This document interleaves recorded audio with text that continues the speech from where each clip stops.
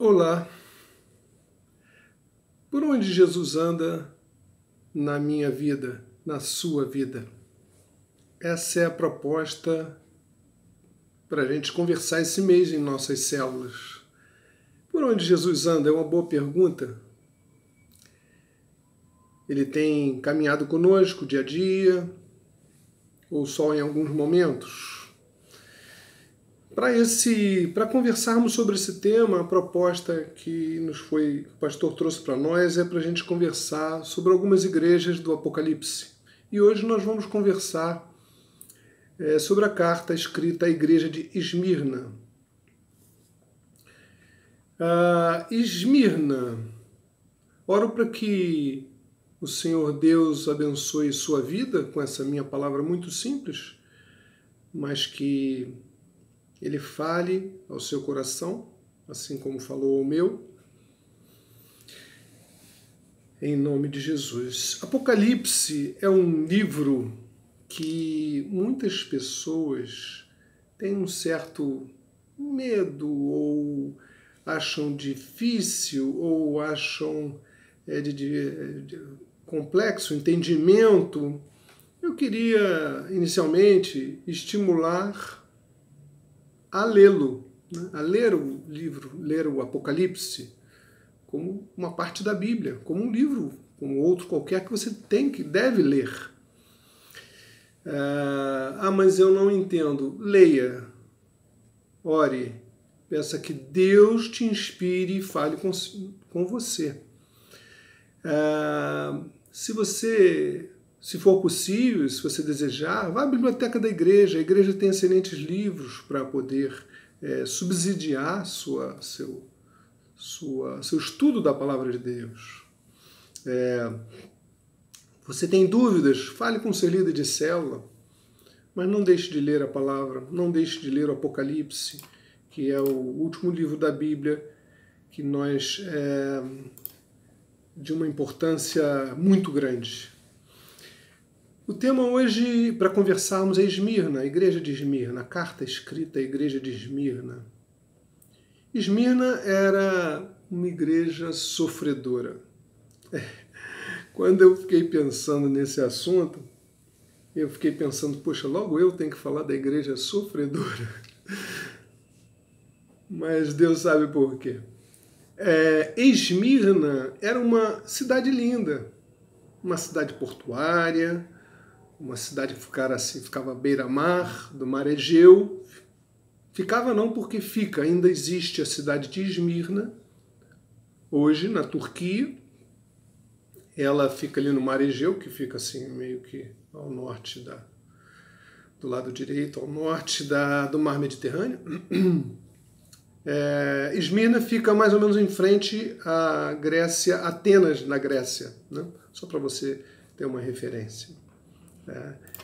Esmirna, quando o Império Romano cresceu e se tornou dominante e muito importante na Antiguidade, Esmirna logo quis se aliar ao Império Romano e então chegou a trazer o culto ao imperador, né, que era uma forma de, tipo uma religião, culto ao imperador, como uma maneira de manifestar seu apoio para Roma. E nisso ela competia com Éfeso e Pérgamo. Né? Pérgamo teve o primeiro templo erguido especificamente para culto ao imperador. Homens cultuando um homem. E então essa cidade linda se tornou ali, já com poder dominante, poder romano, né? Essa cidade também tinha um contingente grande de população judaica, né, de judeus. Mas a maior parte deles não eram cristãos. Então isso tornava a vida dos cristãos difícil, porque como os judeus eram de mais fácil aceitação do culto ao imperador e de outras práticas, e o cristianismo via isso como idolatria, começou a haver perseguição. Vamos ler a carta de Esmirna, que está em Apocalipse, capítulo 2, versículos de 8 a 11. Carta a Esmirna. Ao anjo da igreja em Esmirna escreve: essas coisas diz o primeiro e o último, que esteve morto e tornou a viver. Versículo 9. São só 4 versículos. Conheço a tua tribulação, a tua pobreza, mas tu és rico. E a blasfêmia dos que a si mesmos se declaram judeus e não são, sendo antes sinagoga de Satanás. Não temas as coisas que tens de sofrer. Eis que o diabo está para lançar na prisão alguns dentre vós, para ser expostos à prova, e tereis tribulação de 10 dias.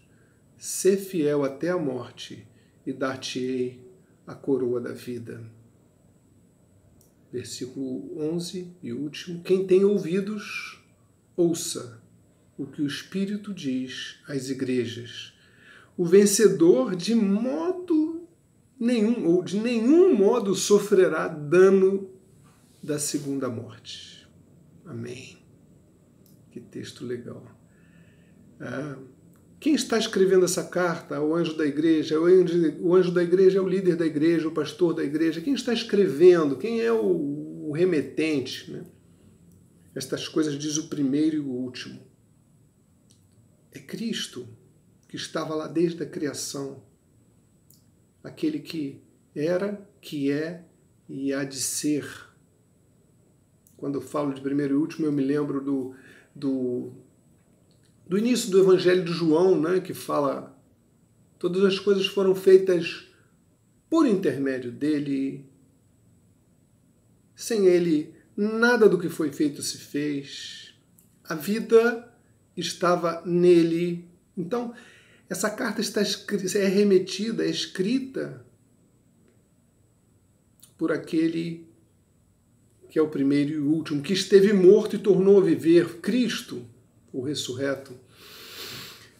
E essa carta, esse início, ele vai como um encorajamento àqueles que possivelmente seriam martirizados, ou iriam morrer, iriam sofrer. Então, quem estava escrevendo é aquele que sofreu, é aquele que já sofreu. Como diz o profeta, homem de dores e que sabe o que é sofrer, que é padecer. Ele é Senhor, Ele vê tudo, Ele sabe tudo, Ele controla tudo. Ah, mas eu não gosto de sofrer. Ele é Senhor. Não estamos atrás de um cristianismo só de bênção, mas o Senhor, por vezes, nos deixa passar por provas. Versículo 9, conheça a tua tribulação, a tua pobreza, a tua tribulação, porque aqueles judeus que eu citei antes, alguns deles chegavam a denunciar os cristãos, dizendo que eles eram informantes. Na verdade, só o fato de você não participar do culto ao imperador já tornava você questionável, no sentido da tua fidelidade a Roma, né? Então, o texto diz: conheça a tua tribulação. Ah, Senhor, talvez alguns cristãos lá orassem como eu oraria, né? Senhor, tem misericórdia de mim, me livra disso, tal. E a palavra de Jesus era: eu conheço a tua tribulação. Eu sei da tua pobreza, mas você acha que é pobre, mas não é, você é rico. Você é rico do que o Senhor tem para você, na tua alma, no teu espírito, e é rico do que Deus tem para você no futuro. É interessante o contraste que eu estava reparando aqui entre esta igreja de Esmirna, que Jesus diz: Eu sei que você é uma igreja pobre, mas é rica no Senhor. Ao contrário de Laodiceia, que ele disse, Laodiceia é rica, mas na verdade é pobre no Senhor. Versículo 10. Não temas. Esse negócio de não temas é um outro desafio para nós seres humanos, né? Como não ter medo se a palavra que vem para nós é tribulação? A palavra de Jesus para nós, para essa igreja, era: não tenha medo das coisas que tens de sofrer. Mas como assim? Eu vou sofrer? Como eu não vou ter medo? Não tenha medo. E ele diz mais: olha, o diabo vai lançar na prisão alguns de vocês, e vocês vão ser postos à prova, e vocês vão ter tribulação. Vale ressaltar aqui que o diabo não tem qualquer poder sobre a nossa vida. E se algo acontece, é porque o Senhor permite. O diabo não tem poder para tocar na minha vida, na vida de você. Se algo acontecer, saiba que o Senhor, na sua sabedoria, no seu domínio e no seu poder, resolveu nos pôr à prova. E para esses casos ele diz: não tenha medo, não tenha medo. Seja fiel até a morte, versículo 10 diz. Seja fiel até a morte, mantenha-se firme, não desista, não esmoreça, não mude, seja fiel até a morte. E digo mais, neste processo, muitos cristãos de Esmirna morreram nos tempos seguintes. Historiadores aí contam, algumas pessoas importantes, líderes da igreja, morreram. Mas como é que Deus permite isso? Ele é Senhor. A palavra de Jesus para eles e para nós é: não temas as coisas que porventura possam acontecer,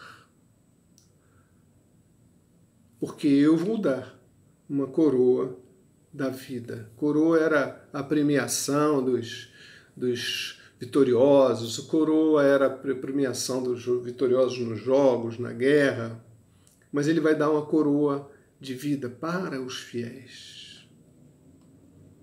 Me lembro do texto lá de Tiago 1,12, que diz: bem-aventurado, feliz o homem, a mulher, que suporta com perseverança a provação.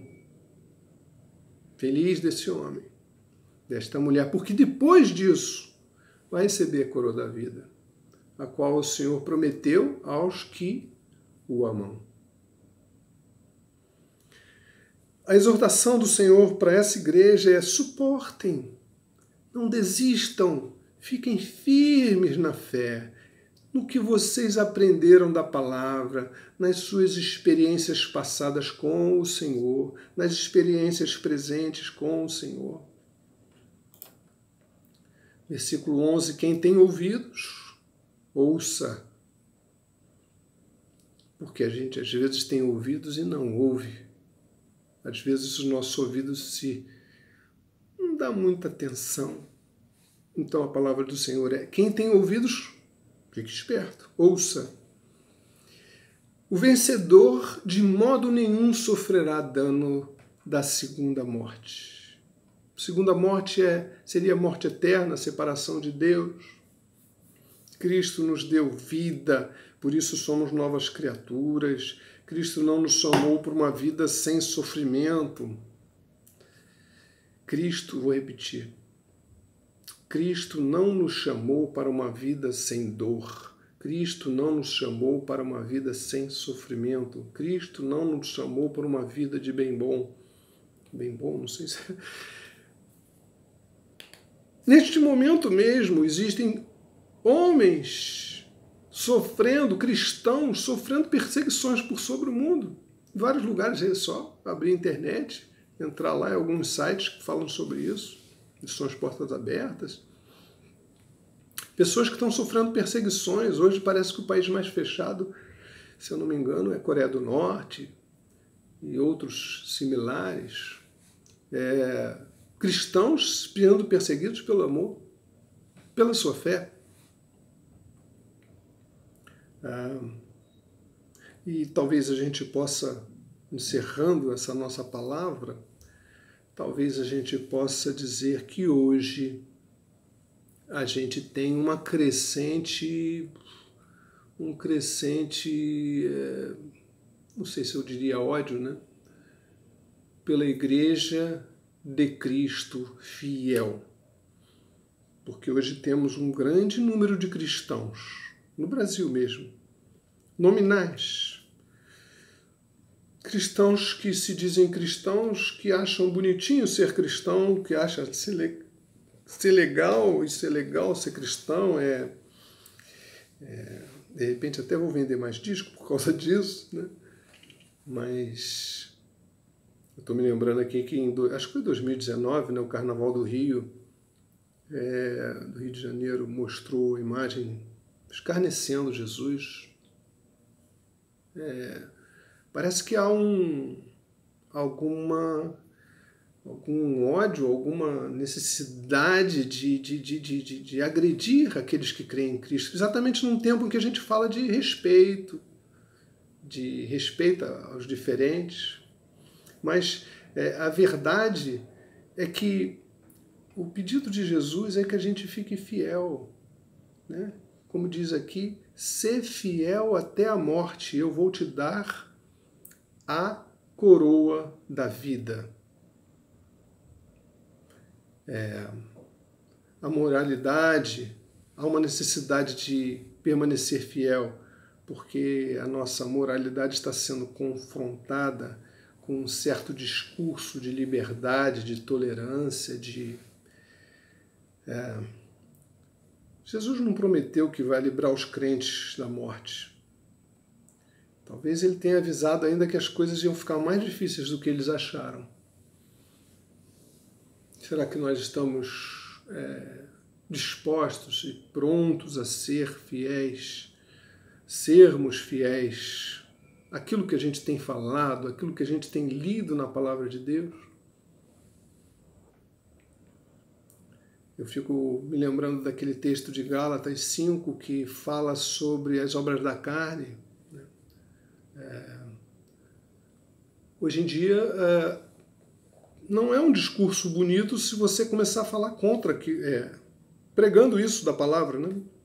Contra o homossexualismo, contra a prostituição, contra a impureza, contra a ira, contra a bebedice, contra a glutonaria, porque são obras da carne. Talvez não seja elegante a gente falar o que falava muitos anos atrás, Jesus é o único caminho. Talvez não seja politicamente correto. Eu me lembro, na minha adolescência, que existia muita camiseta dizendo Jesus one way. Então, Jesus é o único caminho. Hoje é legal a pessoa que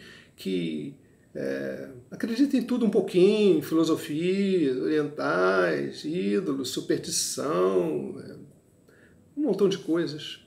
Eu queria encerrar minha palavra nesse vídeo e deixar com você esse texto, que a promessa de Jesus é de que Ele vai estar conosco, qualquer que seja a situação, com sofrimento, sem sofrimento, com dificuldade, sem dificuldade. Ele está conosco. Ele prometeu e Ele vai cumprir. E tem cumprido, você que tem experimentado isso, você tem visto.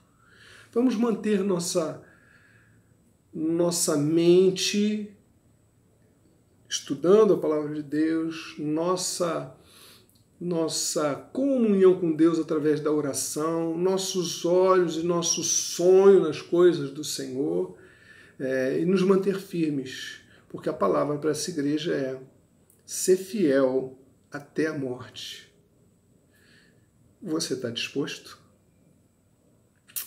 Deus te abençoe, a fim de que juntos permaneçamos fiéis até aquele dia em que o Senhor nos chamar. Amém? Deus abençoe cada uma de suas células. Não deixe de participar da sua célula e conversar sobre esse tema. Estude um pouco sobre isso e converse. E participe da sua célula essa semana, a fim de que todos nós sejamos acrescentados nas coisas de Deus. Deus abençoe você. A paz do Senhor.